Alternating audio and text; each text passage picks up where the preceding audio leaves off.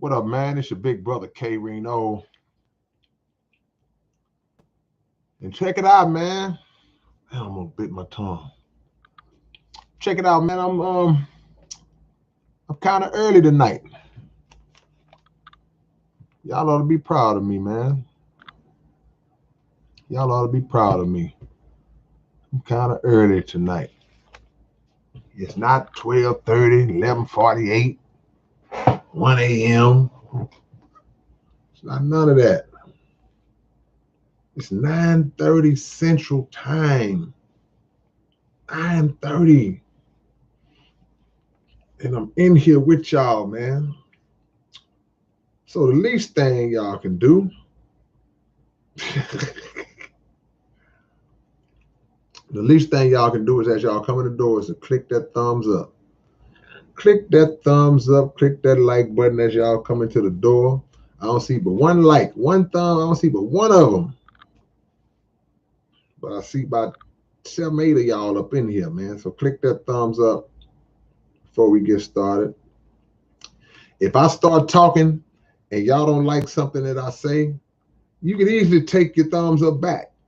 That's the thing about YouTube. It's like, I've done it.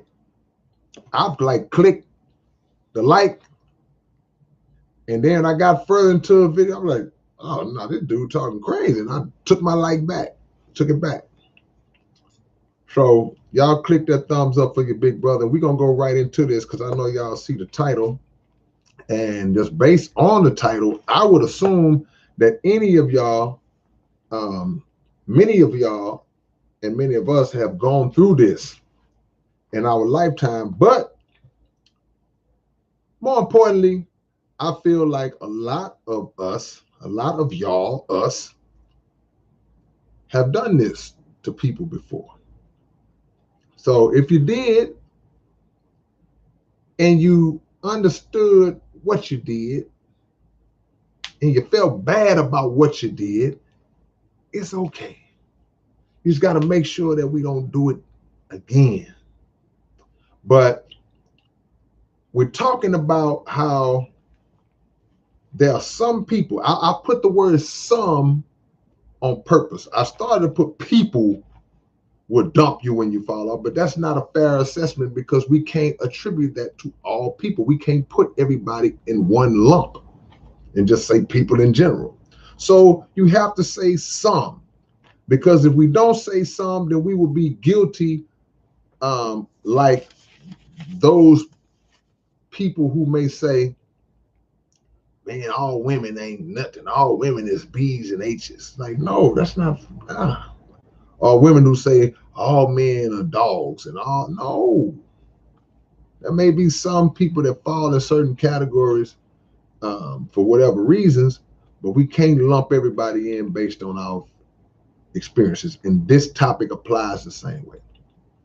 So I was talking to one of the homies earlier, and we were just going through, we were just thinking about a couple of times in history where we've seen people who was doing all right, doing pretty good, and they had a person that was with them in a relationship, wife, husband, whatever, and soon as that person fell off, soon as that money dipped off, soon as that status dipped off, the person dipped off with them. The person left right when the benefits left. And even more weird than that is that in the instances where that person who fell off was able to get back on feet, then mysteriously and magically, the person who left them when they was down, they came back. And even weirder than that, when the person who left the person who had fallen off came back after they got back on, the person who got left took the other person back. So that's a lot to wrap your mind around, but we want to go into the psychology if we can, because I'm not an expert. Oh, you know why I said we're gonna go into the psych. But that's what we're gonna do. We're gonna go try to go into the mindset of what makes people do that on both ends. What makes you leave when it got tough, and what makes you let the person come back. And for the person who left when things got tough, what made you have the nerve and the audacity to think you could come back? And maybe because they know the person that they were dealing with. They know I can come back. I can get him back anytime I want to. I can get her back in. You hear people say that all the time. You see people in a relationship. Oh man, the arrogance. I've seen people who were in relationship. I've seen people who were married, and I've known people on the outside who used to deal with one of the people that was married, and they said, I'm kidding about her being married, man. I can get her, I can call her tonight and get her. And they might be right. But even if they're not right, what gives you that arrogance to think that you can do that? And if you let somebody come back to you who left you at your lowest point, what kind of self-esteem or lack of self-esteem do you have to allow a person to do that when they've clearly shown you their hand? So when people of all walks of life, all religions, all races, creeds, when they take those steps and speak those vows of marriage, those words that most people when they get married, they come together, is you here, the person you're marrying here, and the preacher standing in the middle, and he makes you repeat after him and say those vows. And those vows represent a duality that we don't necessarily take serious as we saying them, because you looking in her eyes, you holding her hand, and y'all just, okay, you're not even really thinking about, you just, yeah, I'll repeat after you, Reverend. So they say, for better or for worse, in sickness and in health, for richer or poor.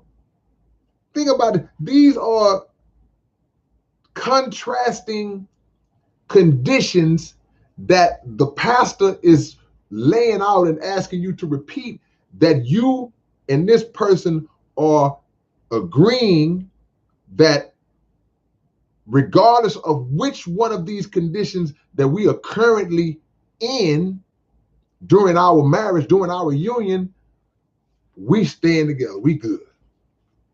So the first one is for better or for worse. Total opposites. Now, I'm of the opinion that they should split it in half. They shouldn't even mention the good side of the duality. They shouldn't even make you repeat that, because that's a waste of words and a waste of time, because of course they're going to be with you for the better. They shouldn't say for richer and for poor. They should take the richer part out. They shouldn't say in sickness and in health. Take the health part out, meaning good health.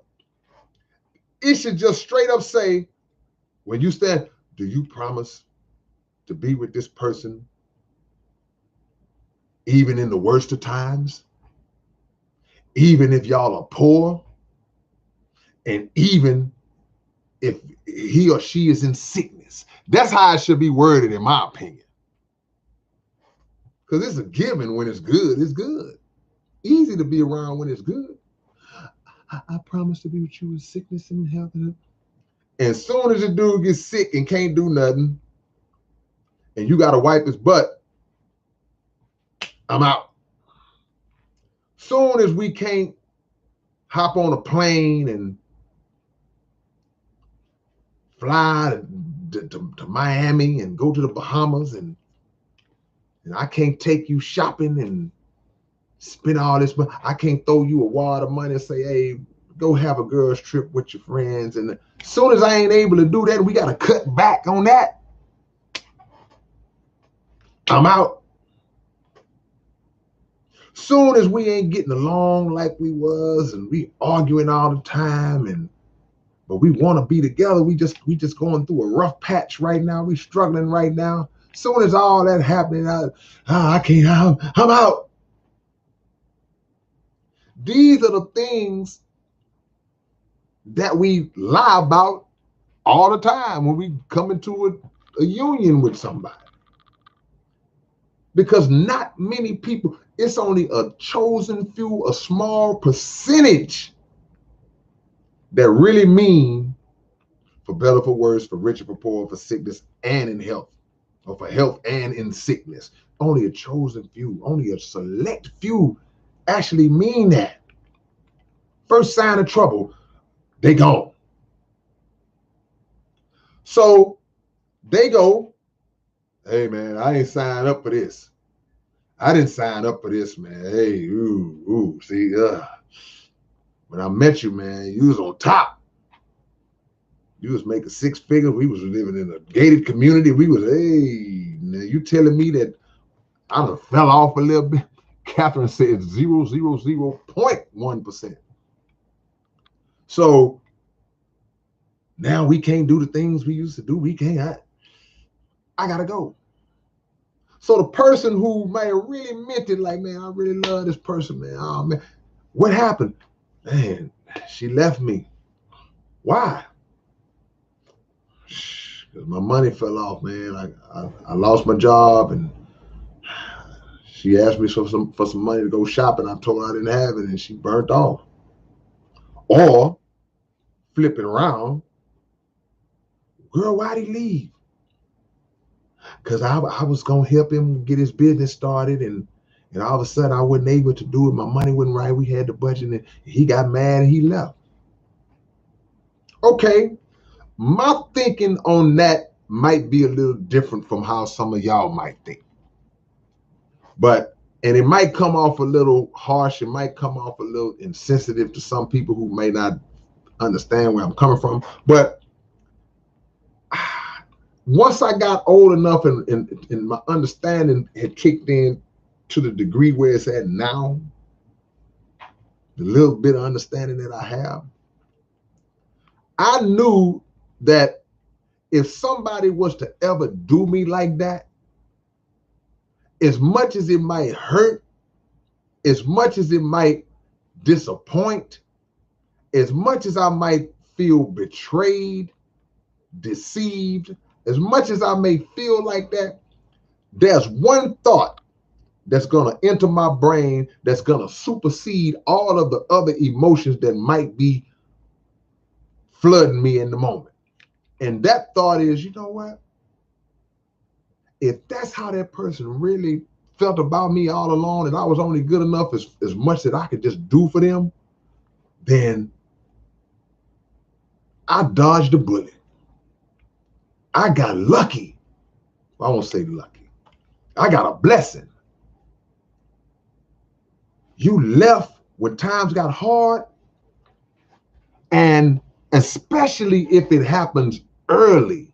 Now, sometimes, man, you might be with somebody for 15 years and things was good. You was on top, and then you fall off, and then they burn out. Like, wow, all that time, soon as things got bad, you cut out. But it may cut a little deeper because all of the years that have been invested. But if you catch on early, y'all 6 months in, a year in, 2 years in, and they cut out on you, but because of that, and it's clear cut, definitive, that's why they did it. Hey man, as messed up as it might feel, you dodged a bullet.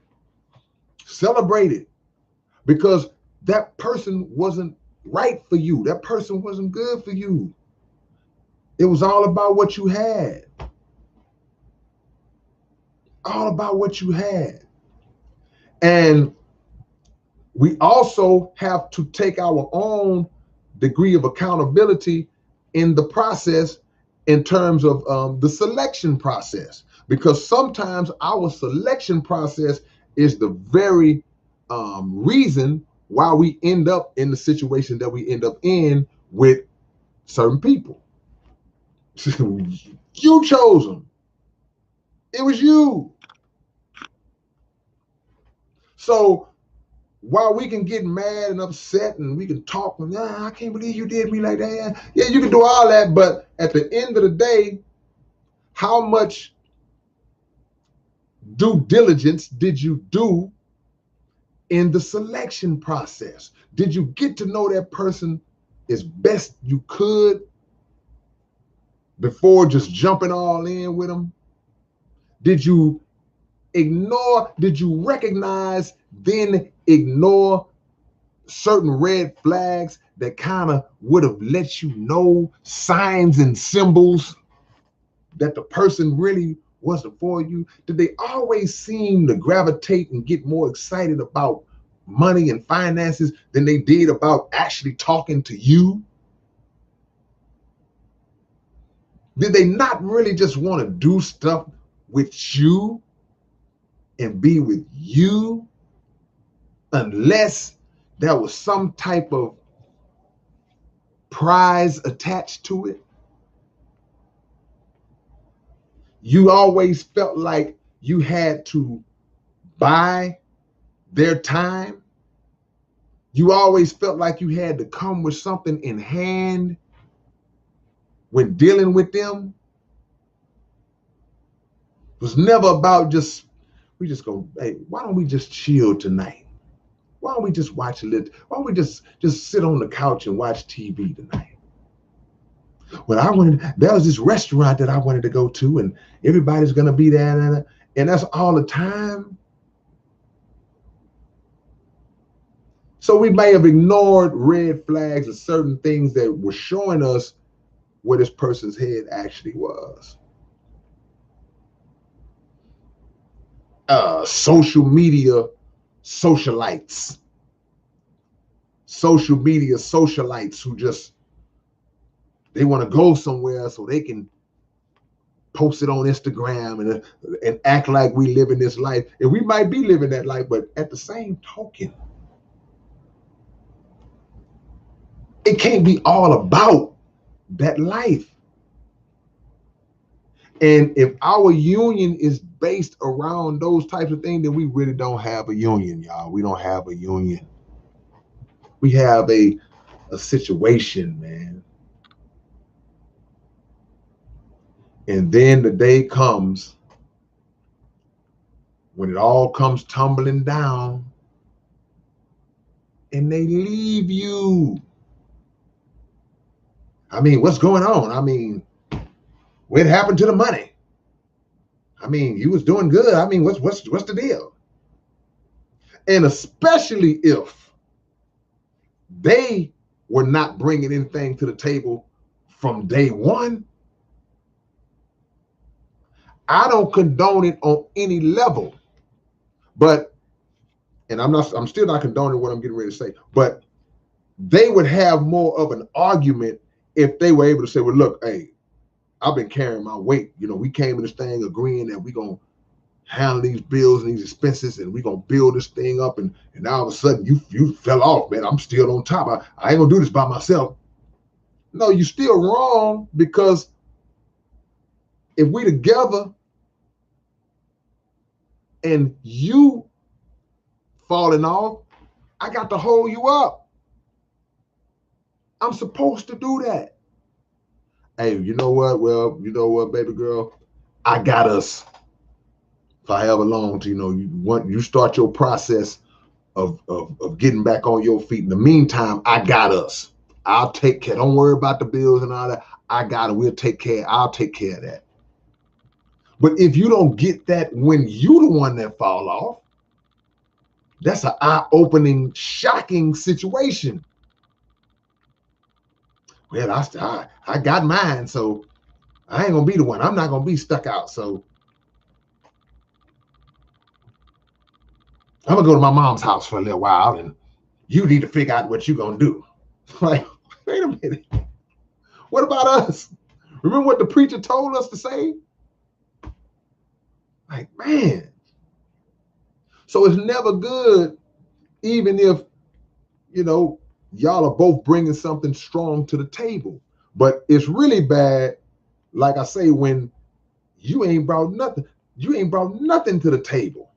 You just been depending on that person the whole time. And then as soon as they take a dip, you like, man, what's the problem? The problem is you never brought nothing to the table.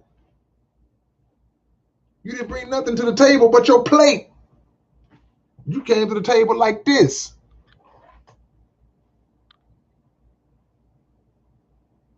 But this happens every day, unfortunately. This happens every day. It's happening right now. It's happened to some of y'all. Don't tell on yourself. Some of y'all have done it. I hope not. I hope nobody in here did that. But if you did, like I say, man, you know, you acknowledge, nah, I was wrong. That was messed up, man. Yeah. Because some people, that's all they come in for in the first place. That's why they're there. That's why they're with you. You may have been targeted. Man, look, man, people, there is a such thing as relationship predators. There are predatory people who prey on individuals to enter into relationships with them for the sake of security, financial security. And they will prey on your naivety, your vulnerability. They prey on it. And they are masters at judging the situation and masters at being able to tell you exactly what it is you want to hear that's going to ignite that spark in you to say, oh man, I found the one. This is it, man. You on the phone, man. This is it, man. It's like just this is it. Until you find out that it's not it. So now they're gone. You being a go-getter, you being somebody that's always got down for your crown and worked hard, and you had already worked hard to build yourself up in the first place, which is what attracted that person to you in the first place. Then they're gone. You ain't, unless you fall weak like that. But for the most part, the average person is gonna say, you know what, that's all right. You know what, I'm crushed, I'm down, I'm in my lowest, but I'm gonna get back up. So you start the process of getting back up now, slowly but surely. Man, you starting to get it back. It's coming back. It's coming back. And then one day, no matter how much time passes, one day you back up. Wow, man, you back up. And magically, miraculously, mysteriously, and anything else that starts with an M and ends with Lee, you hear from that person. Or they happen to run into you somewhere.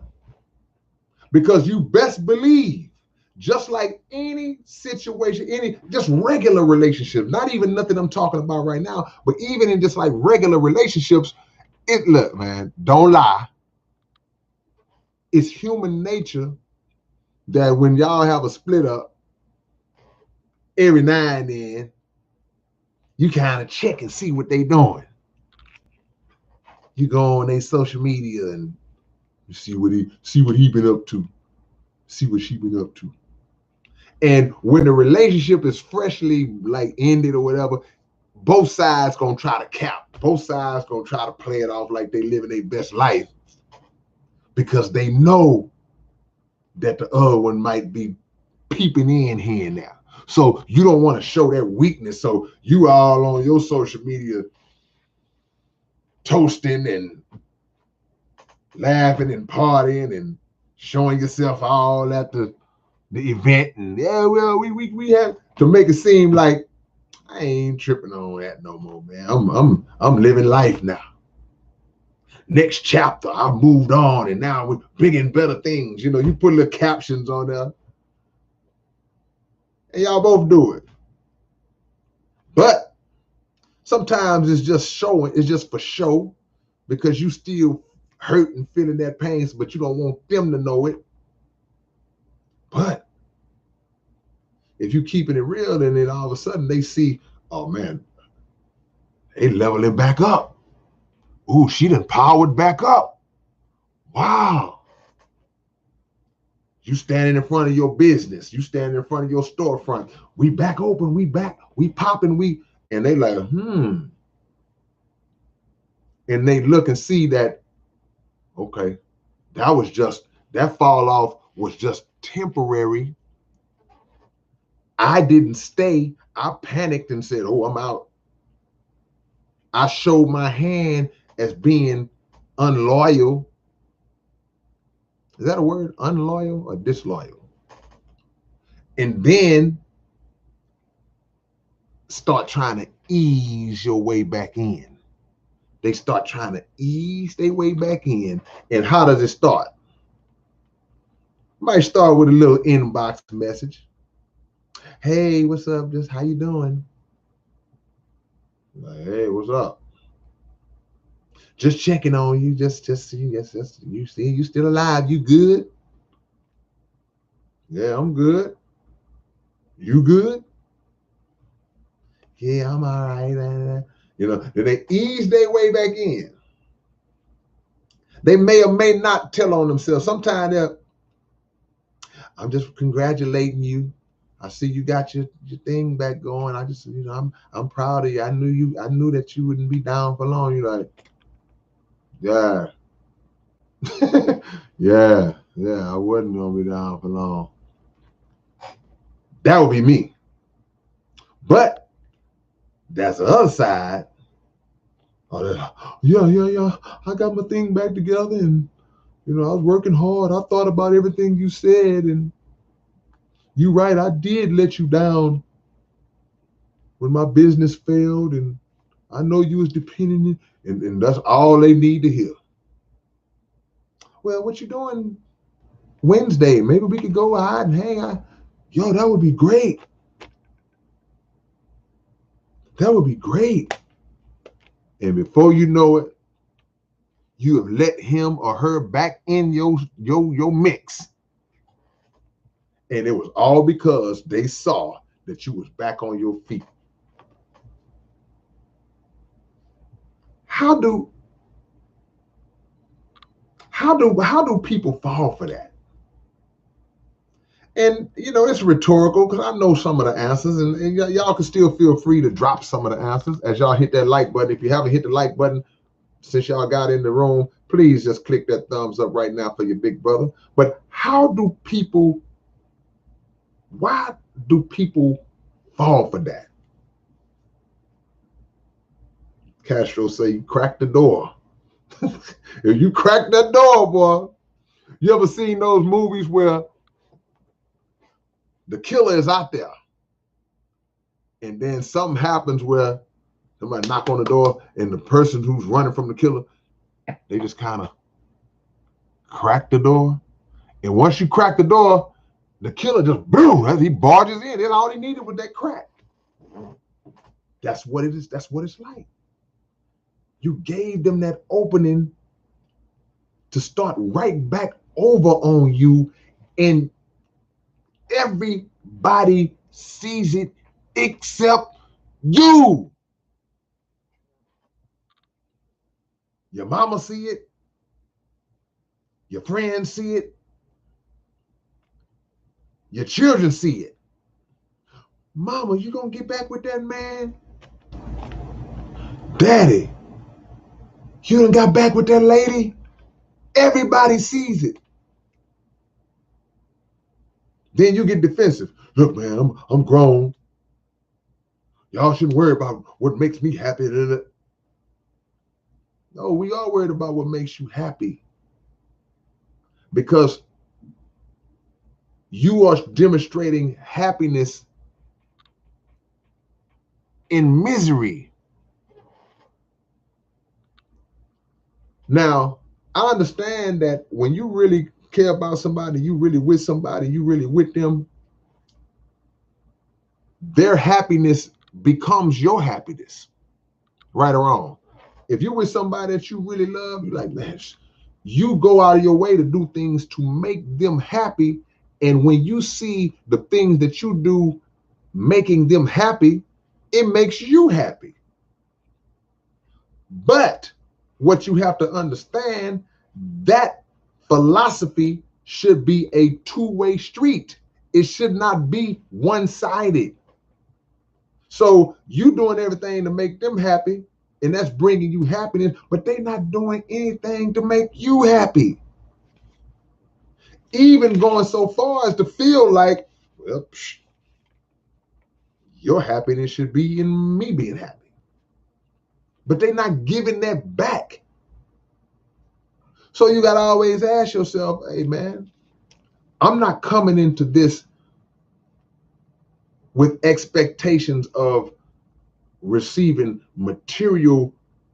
gratification from material gain, but I still expect some type of gratification just from your presence and just from what you may want to give to me from a mental standpoint, that you are making me happy on some level. It can't just be all about you. You see? So click, click, snap, snap, wake up. That makes a difference. And no matter what this person, people will sit you down and say, hey man, well, didn't she leave you when you lost your job, man? And that eviction notice was on the door, and the lights, man, that time the lights got cut off, she just left, man. She went and stayed at her friend's house. You was in the house sweating with no air conditioning.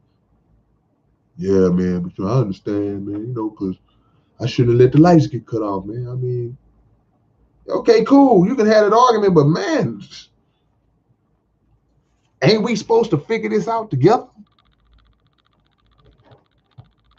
Aren't we supposed to? Shout out to get my grammar together.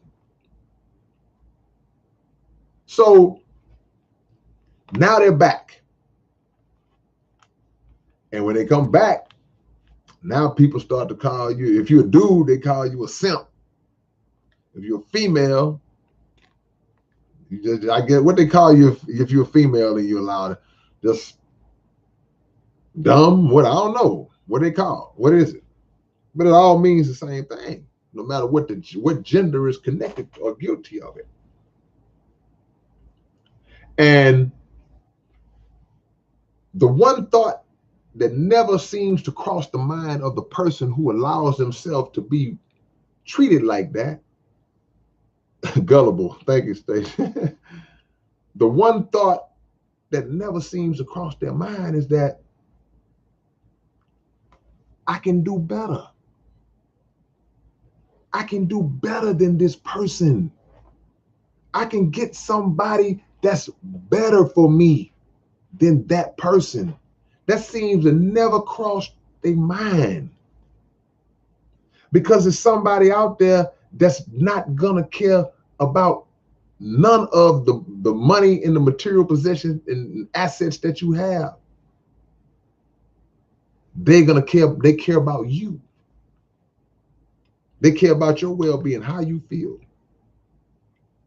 And what happens is, when you come across that, and all you've ever known and all you've ever dealt with were people who seem to only be with you because of what you can do for them, then when you find that person that's not like that, you can't even function with them. You feel uncomfortable. You're like, you don't know how to act. And you might run that person off, because we have become addicted to mistreatment. We get caught up and happy behind, I'm happy. Oh, you done turned into a pain freak. You a pain freak. And then you bring them right back into your new world, your newfound, and they are 100% undeserving of that blessing because you gave it to them in the beginning. And when a test came in both of y'all's life where you lost it, they failed their part of the test, which was to step up and show that I'm with you regardless of what's going on. We're gonna build this thing back up together. I'm not gonna degrade you.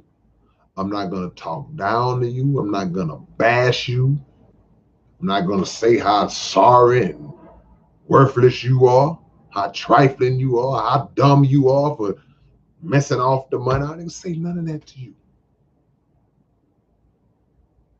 Now, keep in mind, this is only in the event that it was just an organic fall off.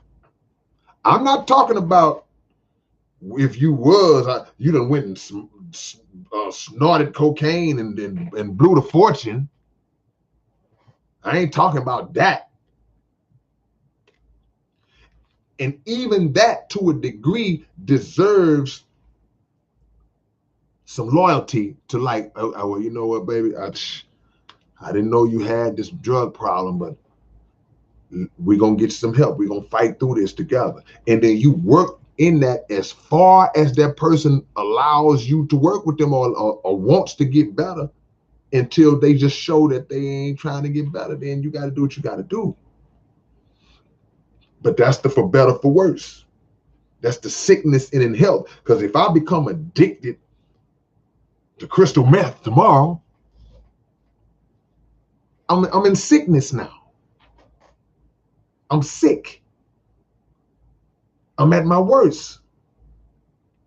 So according to those words, according to those vows, hey, you're supposed to help me get out. You're supposed to push me to get out, to get better until I show that I'm more in love with this dope than I am with myself or you. Hit the like button if you haven't already, man. We're talking about how some people will dump you flat out when you fall off. But I didn't put that part of the title, but will come back soon as you get back on feet. Why would you allow that? They've already shown you. So what happens if the second time around, like Shalimar, what happens if the second time around, what happens, God forbid, you fall off again? I'm sure history has recorded a situation like, I'm sure there have been people that got up, fell off, got up and fell off again. I'm sure it's happened. Peaks and valleys. What if you fall off and they leave you again? We'll let them come back a third time? I don't know what I was thinking, baby. I just panicked. But I knew to stay. I just panicked. No, you didn't panic. You knew all along that I was only as good as the finance and the money flow. I've seen this happen with celebrities, man. Big stakes. Celebrities have been treated like this, like, wow. One of my favorite singers of all time is a man that y'all may be familiar with. His name is Sam Cooke. Sam Cooke sung a song. It's an old standard song. It's not his original song, but he did a cover version of this song. And the song is called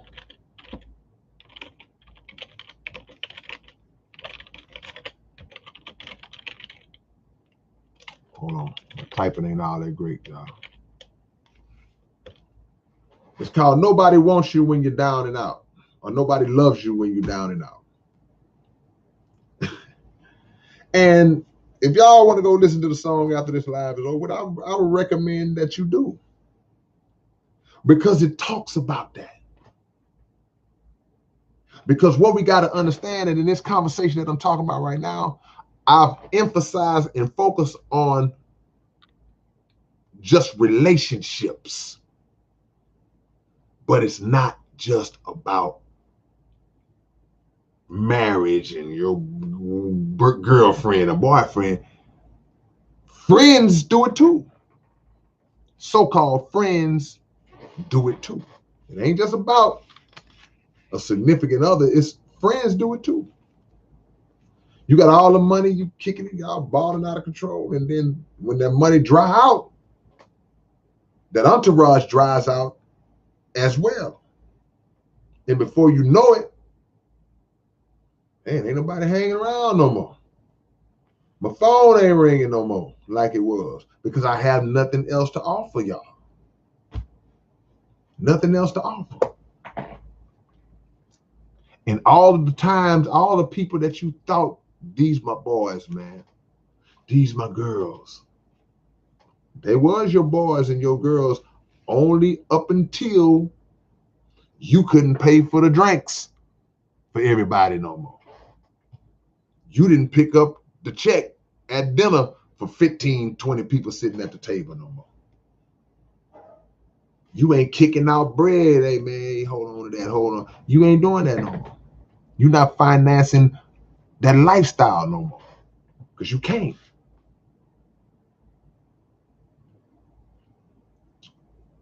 Once I lived the life of a millionaire.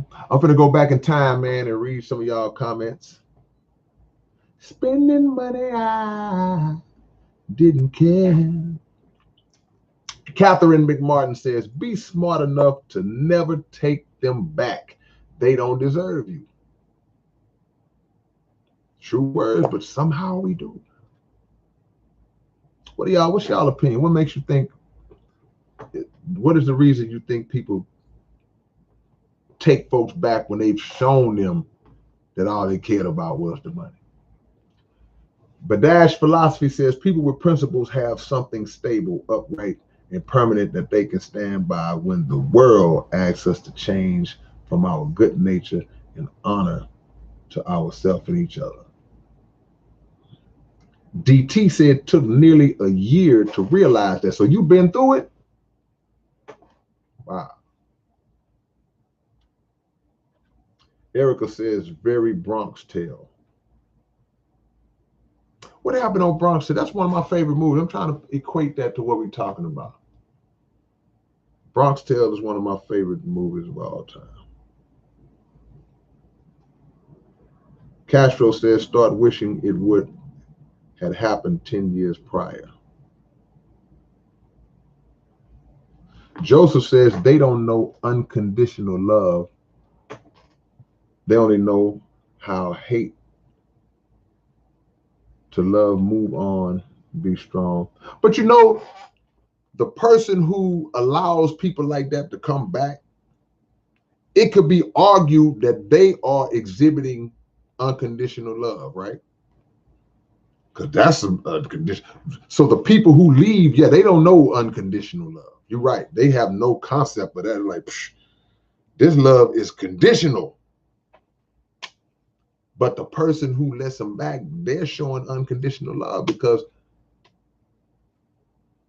how can it never cross your mind? See, that would be my wake-up call. Like, man, this person don't care nothing about me.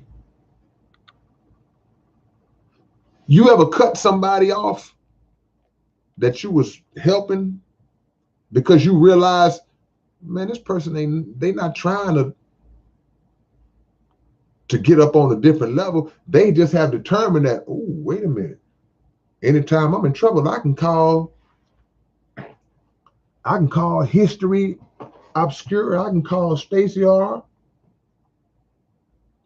I can call Animanarchy. I can call whoever. I can just call them and get some money. Like a light bulb just clicks. It like, so I don't have to work to get back on my feet because I can just call them. And then when you realize that you cut them off, you say, oh, no, man. Hey, man, I can't help you, man. I've been helping you out for 5 months, and it seemed like you still in the same position, and you seem like you still got the same speech every time you call me, and I'm not seeing any improvement in your condition. And you keep telling me, well, yeah, man, I'm supposed to have this interview set up. And then you ever cut somebody like that off? How they act when you cut them off? How do they act when you finally cut them off? They act like you did the worst thing in the world to them. And you were probably one of the few, if not the only person in the world that was actually helping them. But they got the most angry at you when you shut it down, when you decided you weren't gonna be a dummy no more. So you mad at me for wising up. So it's like you mad at me because I busted you. Happens all the time.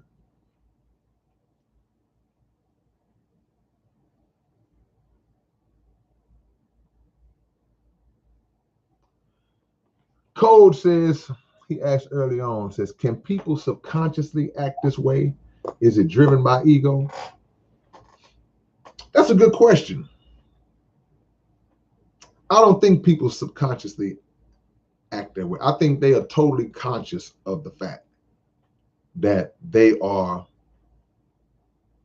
only with somebody to use them and manipulate. As long as they got something to offer them, I'll be around. As soon as you go broke, I'm gone. That's a conscious thought process. Because I feel like people like that, I feel like they talk to other people who are in that mind frame. I feel like they got friends that they talk to and say, yeah, man, boy, she paid my car off, man. Yeah, boy. And then she put $1,500 in my pocket. Yeah, man, I'm gonna ride this out. I feel like they have people that they tell about you how much they using you. I really believe that. Then when it got bad, I feel like they tell them same people, hey, man, this fool done lost his job. Girl, I'm finna be gone. What you gonna do? I don't know, but I ain't staying around for that. I feel like people do that.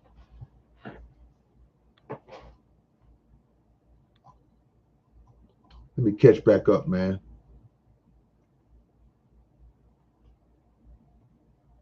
Connie says, thank God I did all that for 21 years, 11 months, and 3 days until he took his last breath. My vows were to God and I kept them. So glad I did. He was the love of my life. Yeah, see, that's rare. That's a blessing. That's a blessing to be in that small percentage of somebody who, y'all get down for each other. Y'all are riding for each other like it doesn't matter. You have it in your mind that whatever condition, if we living in the palace or we sleeping under the bridge, I'm going to be right there next to that person, not being content with being in a bad situation, but trying to figure it out together. I'm not going to never turn on you when I know your heart is rooted in good intentions.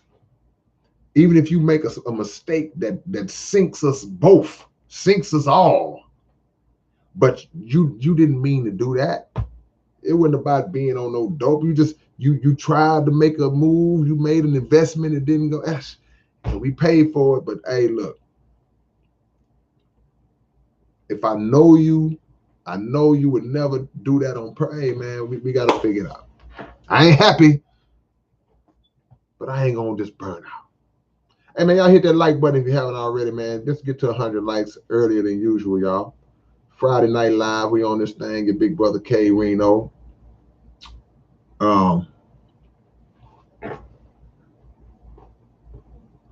Trish says, I only wish I could find true love like my grandparents, 67 years strong.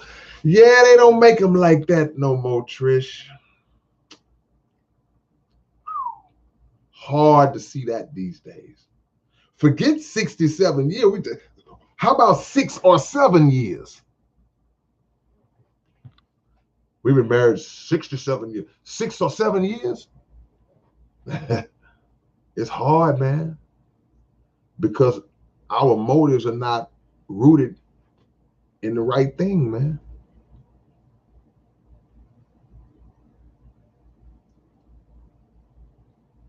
But I think a lot of times people have low self-esteem because, again, I feel as though the person does not believe that they can do better. How can you not do better than a user, than a bloodsucker? How can you not do better than that? How'd you feel when they abandon you at your lowest point? Did you let that come back? And they gonna say, well, I made a mistake. I changed. I realized what I did wrong. They gonna say that. And maybe it's true. Maybe 2% of the time. But hey, man, if it is true, do you realize how much work that person would have to do to get back into my good graces to where I can begin to trust that they wouldn't do that to me again? That would be a monumental task.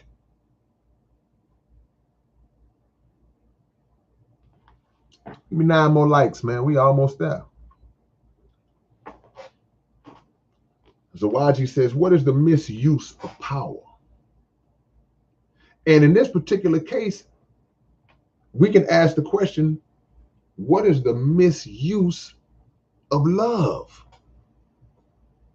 Because that's a misuse of love when you have somebody that you know cares about you like that, and they just happen to fall off financially, and you miss you. See, this is something that I'm sure everybody in this chat has grown, of course. I want to ask y'all a question, and you can answer it or you cannot answer. It's none of my business. I mean, it's not a personal thing that I'm asking y'all. I ain't asking you what color underwear you got on, but the question is basically something that, some people may not have a problem answering. Some people may have a problem answering. But I'm getting to a point. In y'all's lifetime, if you are 25, okay, you know what? That's how I'm sorry, y'all. If y'all don't mind, let's do an age check. I'll start with mine. I just put my age down in the chat box. Give me 2 more likes, man. We'll be at 100. Let's do an age check, y'all. If y'all want to say y'all age, if you don't, no problem. But I'm just asking, okay? So I'm seeing all these ages come in. Happy birthday, Eddie F.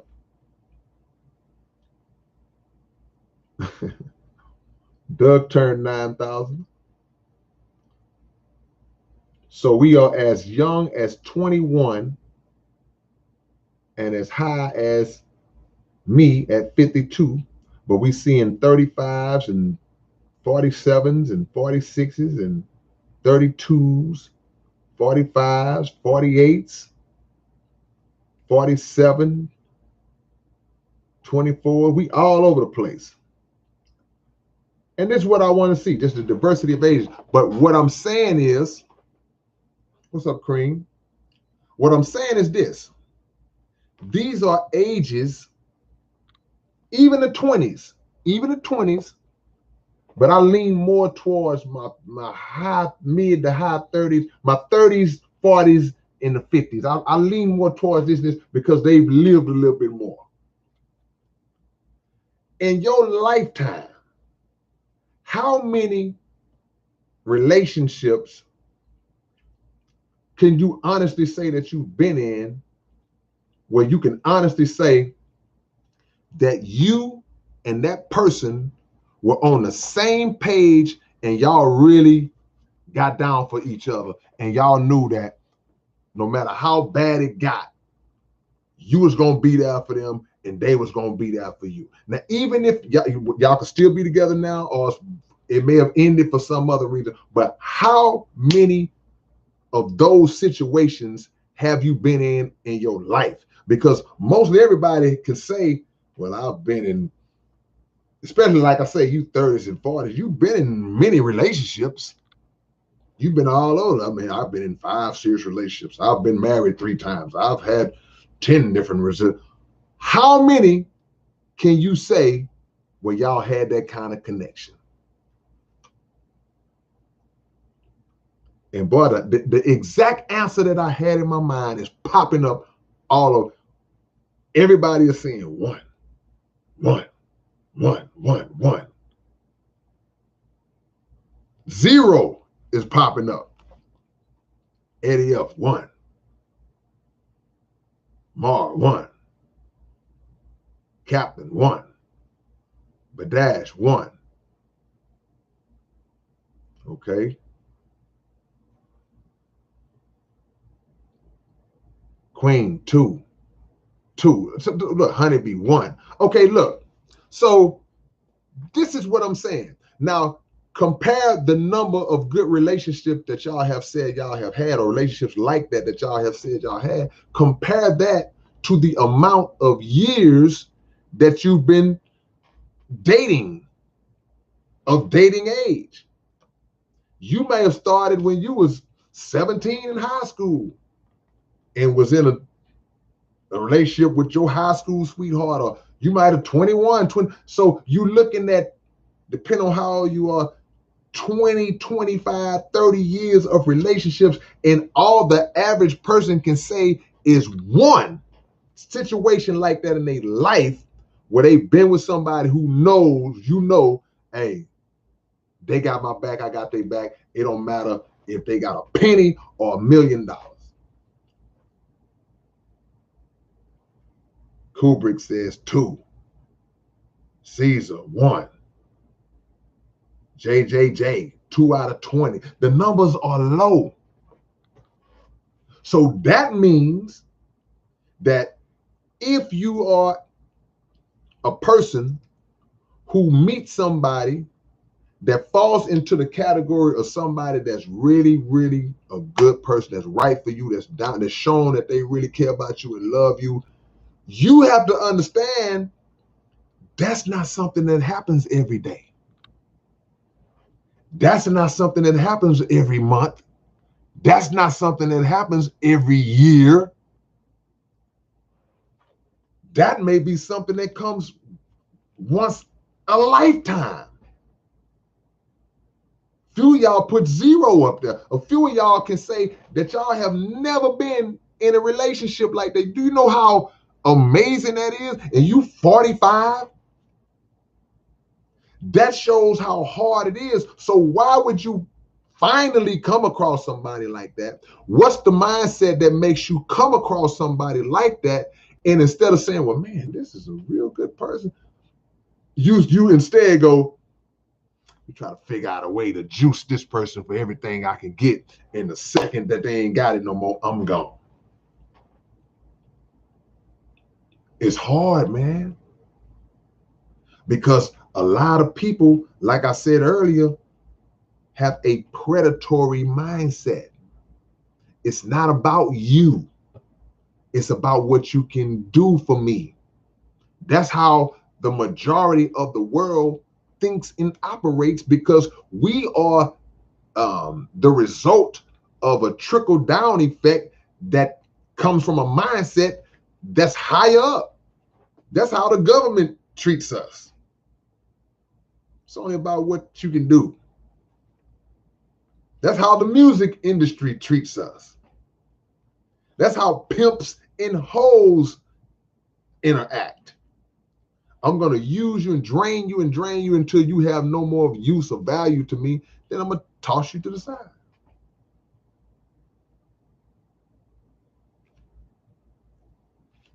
But when you get older And if by some chance you mature out of that mindset, then you come to the realization of how you wasted your life trying to use and manipulate and hustle people, and you mature out of that, then it's too late for you to find that real situation that's going to really fulfill you and make you happy, and you run the risk of being alone. Now, when y'all put up how many times y'all may have been in those kind of relationships, it's not about wide-ended unless you might have been the one to mess it up. You might have been the one that was trying to use somebody for their money. And then, so that's when the regret might kick in later. Like, oh man, I had a good one. Dudes do that all the time. Men beyond, I don't know if women do it. I can't speak for the circles that women, how y'all chop it up in y'all circles, but I know dudes talk like that, man, boy. Because your homeboys will remind you, man, boy, you was dumb, boy. Boy, you was dumb for what you did to Lisa, man. Lisa was a good one. Your homeboys will remind you of that. And you be sitting there like, yeah, man, I don't want to talk about that. No, you need to talk about, boy, Lisa, boy, I can't believe you did her like that. Hey, man, I don't want to talk about Lisa no more. Oh, you was dumb. I don't know if women do that. So if you was the one that messed it up, hopefully you learn your lesson. And hopefully we all learn how to target the right things in people. We to zero in search of the right qualities. Now, is finance a part of the total puzzle? Yeah, of course it is. But that's only from the standpoint of like, you know what? Hey, I'm a go-getter. I don't want to latch myself on to somebody who's lazy, who's bummy, and don't want nothing out of life. So, yeah, I would like for you to have something to bring to the table. I don't care if it's just a regular job. I don't care. Hey, look, you are a consistent worker. I've been working all my life. I might not be making six figures, but I'm going to work and bring something to the table. Okay, yeah, that's beautiful. That's what's up. But just nothing. So yeah, money has a place, because no couple should be content and happy with just barely getting over, barely getting by, barely making it, struggling, or just on a thread. You shouldn't be happy with it. You should be trying to strategize and figure out how to build as a couple, as a unit, as a family structure, however it gets. You should be trying to think, well, what can we do? Why can we invest this? Can we blah, blah, whatever? Not just be content. And you don't want to attach yourself to somebody with a broke mindset. You don't want to do that. That's not the same as I'm just chasing somebody who got money so I can just kick back and live off their money. That's not the same thing.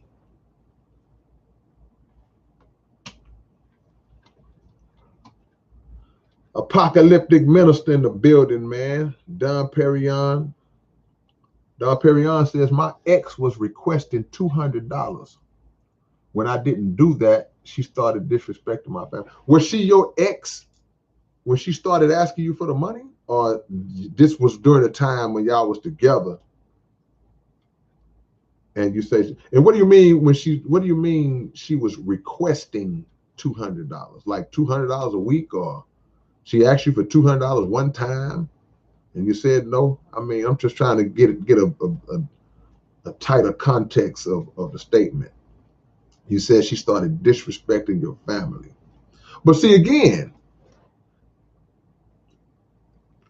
people show you who they are when you tell them no. People show you who they are when you tell them no. Because you get a chance to go into their mind and get a grasp of their level of understanding, right?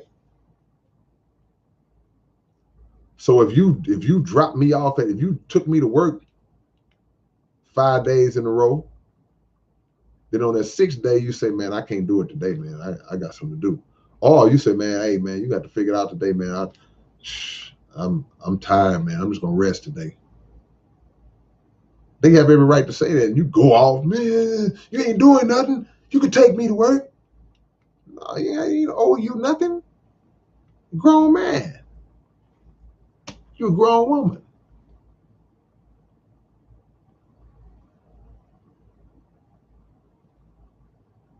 I'll read y'all's comments now.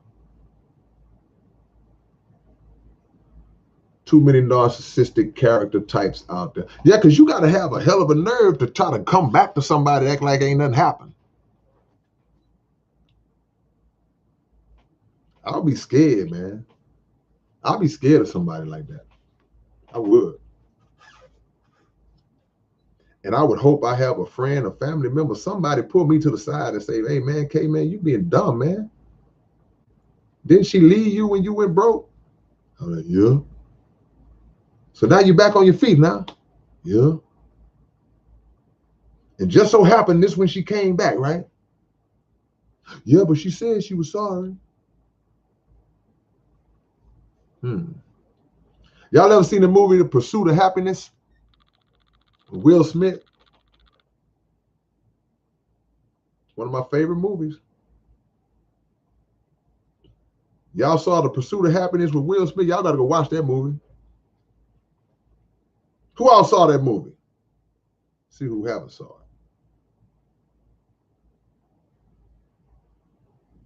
it. Man, let's make a partner. Ooh, man. Ooh, I feel your pain, brother.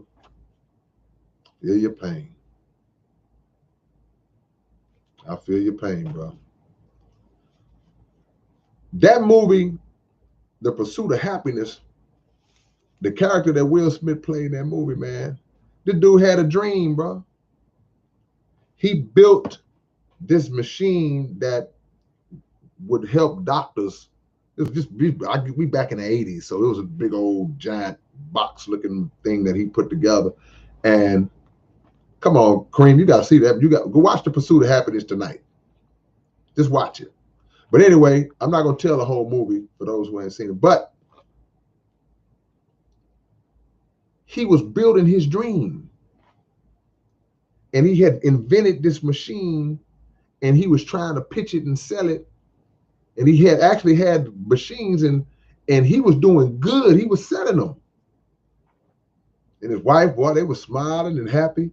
But then technology caught up to the machine that he was building, and it got outdated.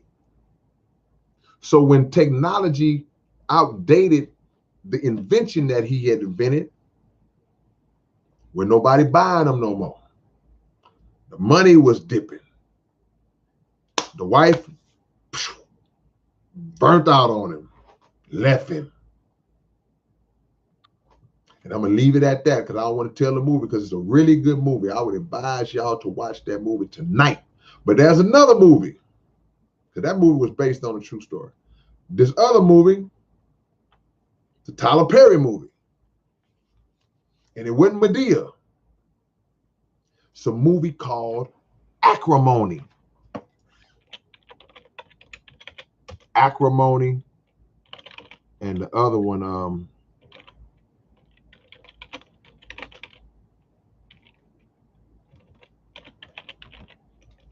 The Pursuit of Happiness. And don't think that I spelled happiness wrong. That's how it's spelled in the movie. I don't want y'all to like, he ain't spelled happiness. That's the way it's spelled on the movie. But acrimony, same thing. Same principle. The guy had an invention,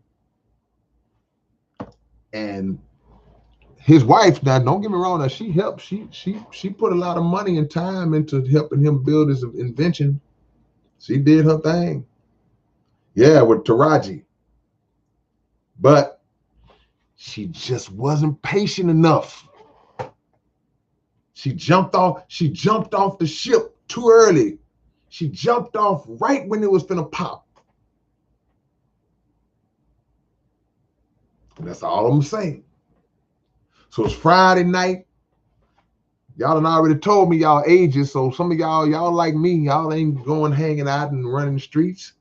Y'all got time to sit up tonight. Y'all maybe go watch both those movies tonight.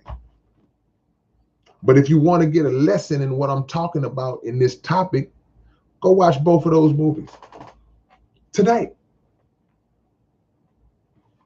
Because you got to understand how important it is that if you commit to somebody and tell them that you're down with them, you got to mean it. Or don't tell them at all. Don't stand up in the church in front of your family, his family, and the preacher and God and tell that lie. Don't do it. What's up, Erica? Don't stand up and tell that lie, man. And on the flip side, don't be naive to allow people to do you like that, man. Look at when they show what's I'm gonna let y'all finish this. What's the saying go? When people show you who they are, what you supposed to do? When people show you who they are, what are you supposed to do? Can you get Lokes to sponsor you? They ought to, huh? Believe them. That's right. They show you who they are, believe them. How somebody gonna show you who they are and you still in denial? No, man. She ain't like that. He ain't like that. He just had some stuff on his mind. He not really like that. Yes, he is. It's exactly how he is. Check it out, man. Man, I wish I had this. We'll be in Dallas, man. June 24th. Drop y'all locations, man, real quick. Your big brother K-Rino and the South Park Coalition will be in Dallas, Texas, June the 24th. Try to get this address for y'all, man, real quick. Try to get this address real quick, man, because it's about that time. Looking at my Gucci, it's about that time. Hold on. Hold on real quick, man.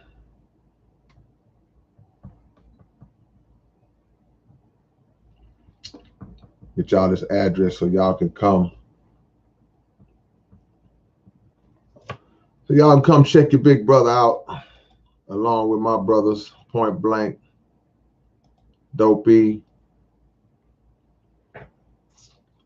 We'll be in Dallas, Texas. We're in Louisville, but that's, like right outside Dallas.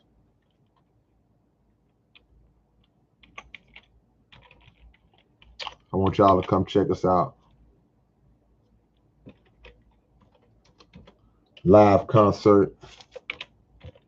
Fully, it's going to be a group concert. We're not doing individual sets.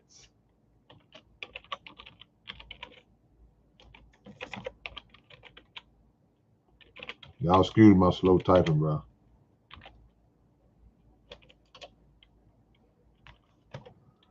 I got to get there early because it's an early show. We'll be at the Music City Mall. Be at Music City Mall, man.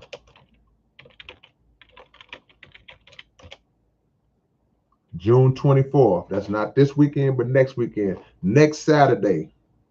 Everybody in the Dallas area. Rashawn says he work in Louisville. Hey, man, well, just hang out after work and come through. Angelo, we going to be right there. We right close to Fort Worth. Come mess with us, man. You ain't too far. Fort Worth to Dallas, that ain't what? What's that? How far that is? About 30? That's the address. I just put it up there, Rashawn. Let me shout y'all out. I see Travis in North Carolina. I'm going to go up. Honeybee in Detroit. Caesar in San Antonio. Clayton in Columbus. Erica in Lumberton, Texas. Lumberton? Where's that at? Well, that's close by. Let's Make a Porno, LA, California, IA. Travis, 24th is your birthday. That's what's up, man. Lady Dragon out there in Ballard City, South. Lucid Lead. Then Lucid Lead or Lucid Lead in Minnesota. Yeah, man. We will be there, man, performing live. Your big brother, come see us. You don't want to miss it. Dollar Bill, y'all. What's up, Dollar Bill? Martial arts experiment in the building, man. We got Southpaw Coalition album getting ready to drop. Lady Dragon says got the comic book, number 78. Right after see $2 bill, come on, boom. There it is. Yeah, Angelo, come on through, man. You ain't far. Come to the show. It's gonna be it's gonna be an early show, man. The show starts at 9. You know how people say, man, doors open at it's 9 to 12. At midnight, it's a wrap. So that means y'all be home. Y'all be back home in bed by 1 o'clock. We ain't keeping y'all late at 2, 3, 4 o'clock in the morning. Come on through. The 545. Oh, it's 5:45 a.m. Okay. I thought that was the area code. Lead like the element. I got you. Lucid lead. I got you. Nah, man, I never thought about living in another country. I mean, if I did think about it, it just went whoop, whoop, right in one end out the other one. Connie Hard's birthday, Juneteenth. Okay. Okay, you in that Port Arthur Beaumont area, Erica. Try to say that 10 times fast. Erica.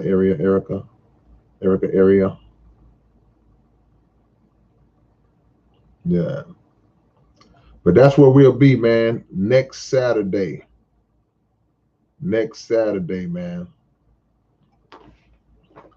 Look at that.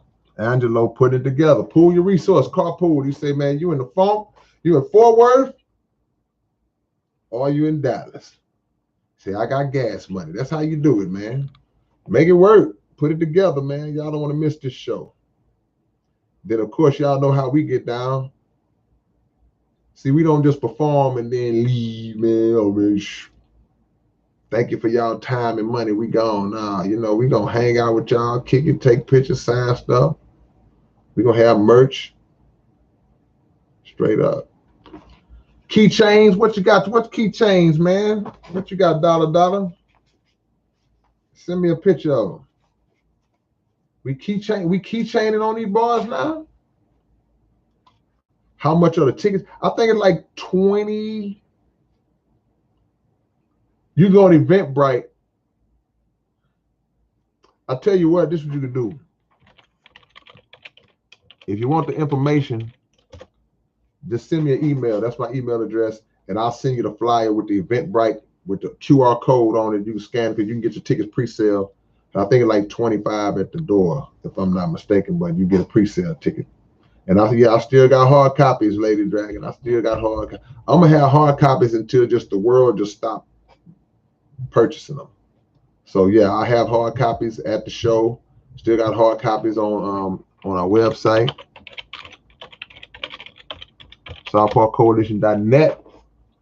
What's up, Christian, my brother from another? Chris and Ibarra up in this thing, man. What's going on, family member? There we go. Wow, that's what it is, man. We got stickers, refrigerator magnets, and keychains for the comic book. What comic book? That one right there. Y'all see that I'm on my back wall? I'm pointing to with this pen. Man, they're available on the site. Put the site info up there, dollar bill. Y'all can purchase the comic book. Y'all can purchase the keychains and all that good stuff, man. Great news to hear about your mom, Joseph. Man, if one of y'all try to rank on my AOL email one more time. Yeah, I still got AOL, Rasan. And yeah, you can pay at the door. You can pay at the door. You can get pre-sale. It don't matter. Show up at the door. I don't know why y'all be laughing at my AOL email all the time, man. The emails still go through. It don't matter what the last. It don't matter if it's Hotmail, Gmail, AOL, whatever else is out there, Yahoo. Long as it goes through. Long as you email me and I get it.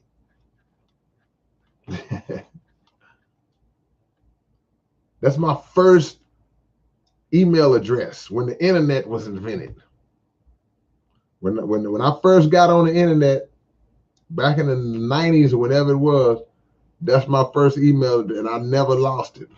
I got a Gmail and all that, but hey, that's my main email from 162 years ago.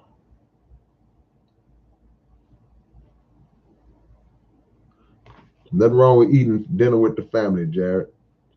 It's all good. So is there anything that I forgot to mention about tonight's subject, y'all? What's up, Q? If there's anything I forgot to mention about tonight's subject, y'all feel free to drop it now. Speak now, forever hold y'all peace. If you're just coming in, hit the like button. We over 100 likes, but we still want to get as many as we can on here. Because I be dropping this game, man. And ain't enough people hearing it.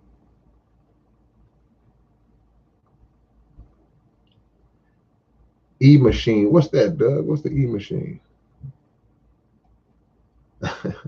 Yeah, you're right. I'm showing my age.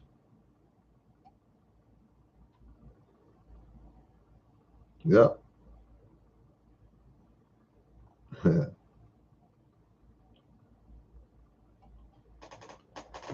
Yeah, man.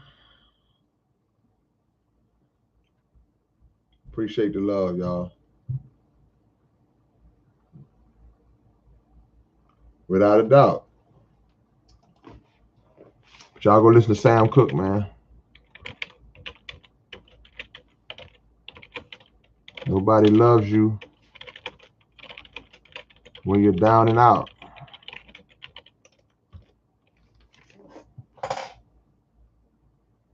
Oh, see, I didn't know what E-machine was, Doug. I have no idea what that is. Oh, I did have it. Oh yeah, I did. Yeah. I had the dial up thing where you had to wait for it to go. When if somebody called you while you was on the internet and kick you offline, how many of y'all remember that? Yeah, appreciate that, Kubrick.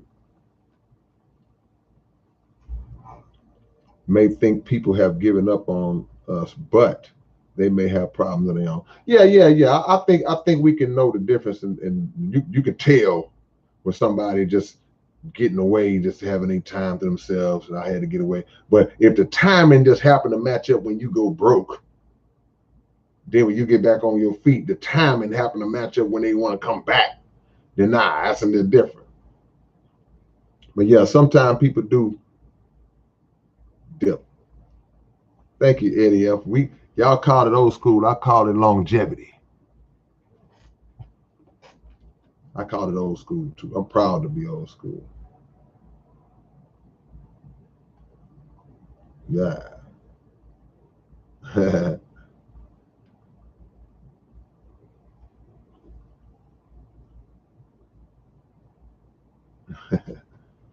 don't make beats no more. I stopped making beats a while back. Yeah. It's all good. Dollar, I need some more books if you got them, man. If you got a few of them. If you got a few, my brother. Adam Anarchy, how you feeling, man? I'll take a few questions before I go because I got my topic out earlier. So if y'all want to hit me with a few before I go, speak now or forever hold your hair grease. Speak now or forever hold your straightening comb.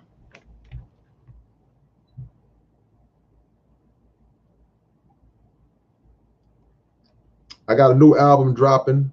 We got a South Park Coalition album dropping, man. Boy, y'all, y'all do not want to miss out on that. I'm gonna put the title of the SPC album up. That's the name of the new South Park Coalition album. It'll be out in a couple months. The name of my next solo that's dropping, it's called Audio Optics. That'll be out. All this stuff, by the end of summer, we're gonna be like 3 albums out. Hold on, Cream. How you gonna forget your own age? How are you gonna forget your age? How does that happen? You put 48, then you say, oh, I forgot my age. How you forget that you was 49?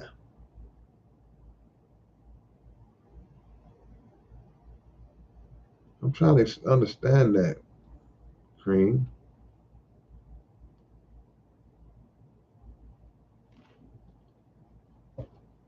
Class of 01. Yeah, that's when the AOL, boy, y'all.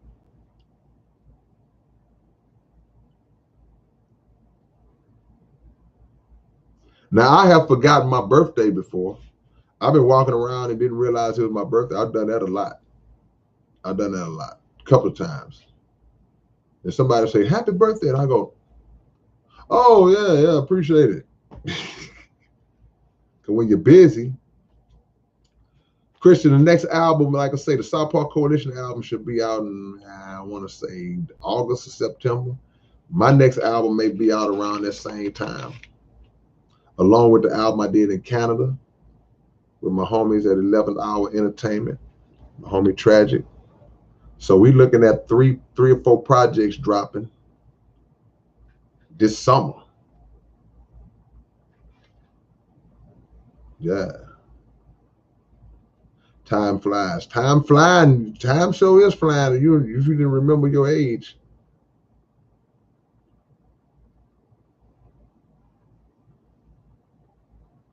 Well, see, that's a different situation, Rasan. Sometimes, man, when you come, you say refugee, sometimes, man, when you in that type of a crisis type situation, you may have been snatched up, and that's like in the times of slavery. They don't even know. A lot of them didn't even know their age, didn't know their birthdays. It's like you get sold off, and you don't get that information, and you don't even know. It's like, so you just kind of guess. I think I'm 15. Yahshua saves. Yes, indeed. Mike Cullen. What's up, Mike? My God.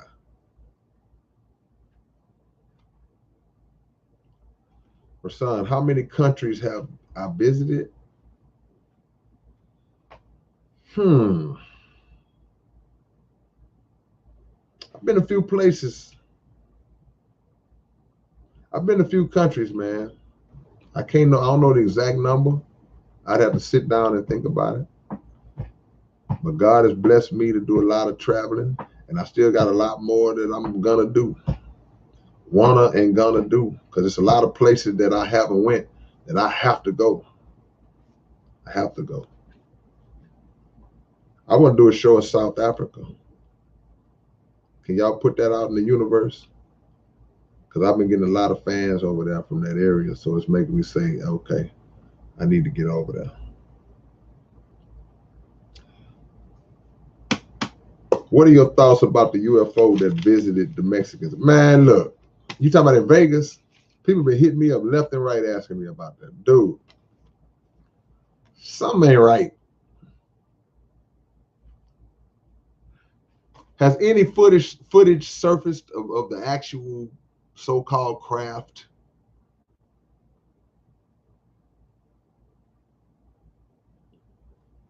I don't know. They have some new developments taking place, because they went in the backyard. As soon as we went in the backyard, it was blacked out. Couldn't see. Never been to Mecca. Much love, Connie. Hey, man, I got a whole interview with Brother Ilya Rashad Muhammad about UFOs right here on my channel.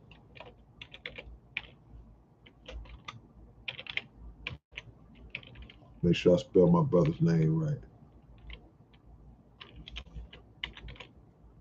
If y'all want to hear what I think about all that stuff, y'all just go on my channel when y'all get done and type in K-Rino interview with Ilya Rashad Muhammad, UFO. It's going to come right up. Some of y'all got mad. I don't care if you get mad. You can't deny it.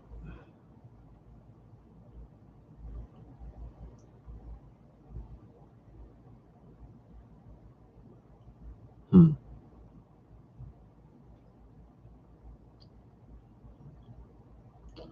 right, man. I ain't going to hold y'all up, man. Much love to y'all. I got to write some raps tonight. If I don't write these raps, ain't no album coming.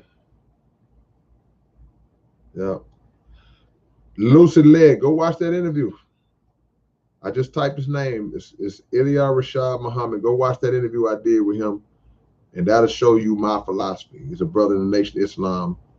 This is my belief of that whole UFO phenomenon.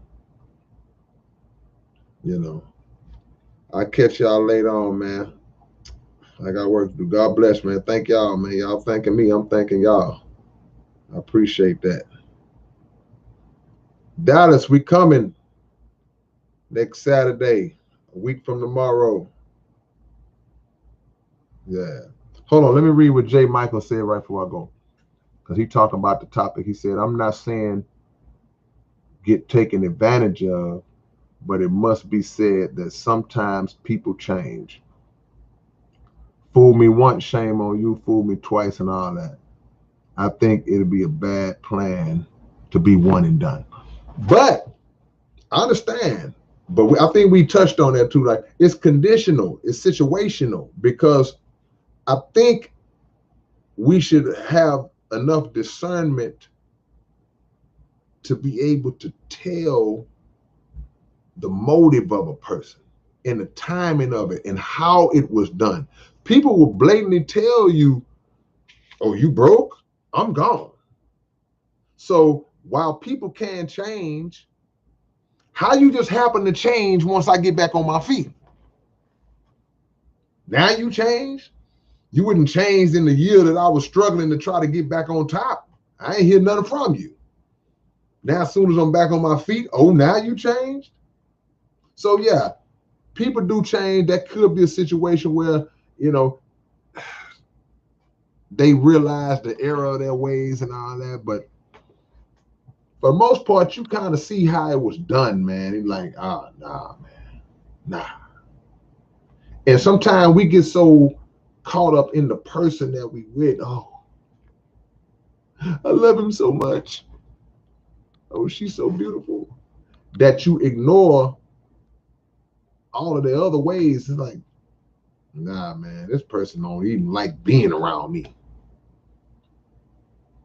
I want to talk about what happened at the job today. They don't even want to hear it. So, tough situation. Just don't be a sucker. I guess that's the moral to the story. All right, man, I'll catch y'all later on. Peace and hair grease.